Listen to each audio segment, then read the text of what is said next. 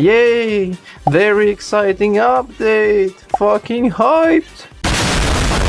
Gamers around the flat universe, my name is KK and today we are doing something different. So I thought, why don't I just react to the version 32.0 patch notes? I care about this game so much that I first read this only 4 weeks after the update got released. So let's freaking do it together. I haven't read all the patch notes, but even like the beginning of the patch notes was pretty funny to me, so I thought, why not? Let's try it. So first, of course, we have like the new content, so the NG Paragon, which sucks, in my opinion, the Voidora, which is an amazing skin, and the one more of these maps. Like Quarry is literally like just another map. And we got the CT, which is very, very buggy. Both first and second CT was very buggy, so yay!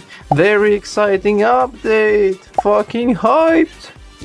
Alright, so they had some basic bug fixes, etc. They did not fix the most important bug, which is pull stacking into the infinite farms, and they did not fix the bug with the Paragon duping, which are the most game-breaking bugs that existed before the update. But they fixed a whole lot of small useless bugs. But the most funny thing about this for me is like, how do they nerf or buff the towers? Because like people who never saw what towers were like 3 years ago, 4 years ago, like I did, they don't have the context to understand this. But today let's try to find it out. So more price increased from 2200 to 2400. It's minor nerf because people started using it again when Ninja Kiwi actually buffed this tower. Now, Moab Mauler damage decrease. Maulers were trash in the beginning. Then ISAP made a video that Maulers are OP and everyone started using Maulers. After that, Ninja Kiwi nerfed it once, twice, thrice, and then they did it for the fourth time. Next, the Maulers became too weak because they nerfed it to oblivion. They removed the blimp damage, they removed the ceramic damage, like it was not as good of a tower anymore. And now they're trying to nerf it even more after they buffed it in a few previous updates. Now, the Ice Tower is very weird because Ninja Kiwi always used to kinda don't bother with this tower, but lately, like the last year, they started looking at Ice and Glue Gunner very closely, and they nerf it for some reason. Like, okay, I can understand nerfing the tier 2 and tier 1 Ice Towers because they are used often, but why would you nerf Cryo Cannon? What did it do to you, NK? Literally, this is just the nerf for the sake of nerfing. I don't understand, like, there is almost nobody who uses the Cryo Cannon as is, and you are nerfing it even more. And I'm so surprised because the gist, like the goal of Ninja Kiwi buffs and nerfs is to make some towers used more and some towers used less, and the end goal is to balance it out so that every tower is used more or less equally in the game. Sniper, look, lately people started using the bouncing bullet sniper. The whole trend started in Battles 2. It was very, very powerful over there, like broken, OP. Then Ninja Kiwi nerfed it very hard, and now it's not broken in Battles 2. Pretty weak compared to what it used to be. In BTD6, the shrapnel, like tier 3 bouncing bullet, supply drop, were okay, but they were not extremely good. Then Ninja Kiwi decided to buff them, and voila! Everyone is fucking spamming these supply droppers for 240 specifically, and Ninja Kiwi saw how broken this, and now they are nerfing it back. So it was a pretty fun and unusual tower because people never used to use the supply droppers, but now they won't either because they reduced the shrapnel pierce for bouncing bullet from 3 to 2, and they reduced the shrapnel pierce for supply dropper from 6 to 5. It doesn't seem like much on paper, but this is a very, very huge nerf.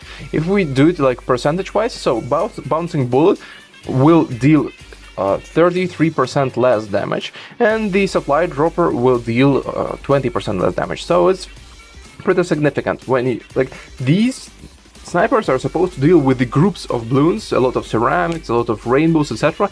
And the more peers they have, the stronger the tower gets. If they reduce their peers, it's getting much weaker.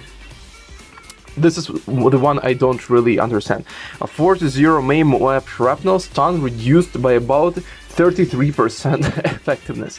Why? This is like very used tower. It's very obscure. It's used in some chimps runs, but like casual players don't even know that this Moab, main Moab can stun the DDTs like and other blimps. Like, why nerf it if it's barely used? I don't know. Nerfs for the sake of nerfs. Cripple Moab shrapnel stun debuff duration reduced. It's literally the same thing. So like, but tier 5. Monkey Paragon Buccaneer. This is very funny because Ninja Kiwi added the NG Paragon, which is underwhelmingly weak compared to the Network of the Seas. So Network costed 500k in medium. The NG Paragon costs 708k in hard, and it should be like 650k in medium. So it's $150,000 more expensive, but it's much weaker than the Network of the Seas. And both utility wise, the ability wise, the base DPS wise, like in pretty much every category, Network wins over the NG gun. And now Ninja Kiwi realized, okay, we made a pretty shitty Paragon, let's buff the price of the previous best Paragon, which is still the best Paragon, and hope that people will suck it up and don't mention the difference. What a great balancing.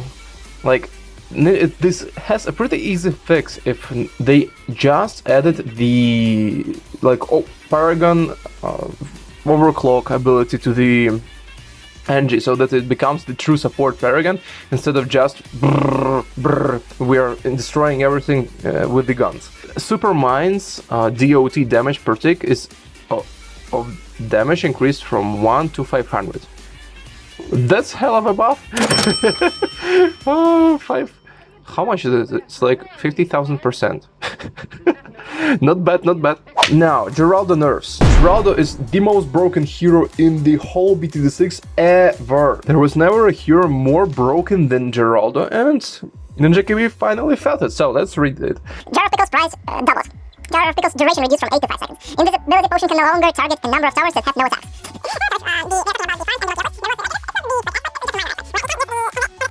Oh, that's the biggest nerf. But Geraldo got nerfed pretty hard. I would say this will make him like 10-15% less powerful, but not like the game-breaking nerfs.